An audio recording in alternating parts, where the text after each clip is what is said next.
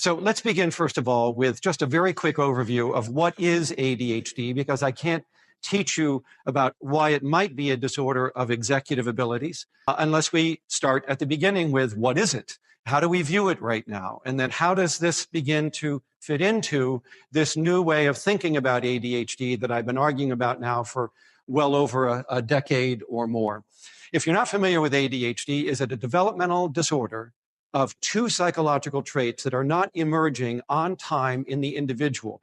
That's important because ADHD is not a psychopathology. It is not a gross aberration in behavior like bipolar disorder, where you can recognize it at any age by a set of symptoms. So let's begin, first of all, with just a very quick overview of what is ADHD, because I can't teach you about why it might be a disorder of executive abilities. And so what distinguishes the disorder from other people is the degree of the lag, the quantitative difference, not the qualitative difference. People with ADHD will hit the same milestones that other people meet, for the most part.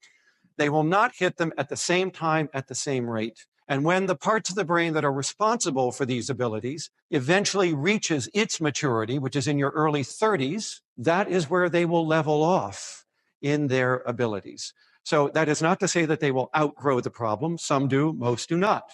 But it is to say that there is this developmental lag, a chronic delay in the rate at which these traits are emerging within these individuals. Now, these problems fall into two domains: the domain of inattention, after which the disorder is named, and the domain of inhibition, which gives rise to both the hyperactivity and the impulsive behavior. We know that these arise early. On average, at least half or more people have their symptoms by age 7, many in the preschool years. A few of them were recognized in utero by mothers who said that this was an unusually active little fetus.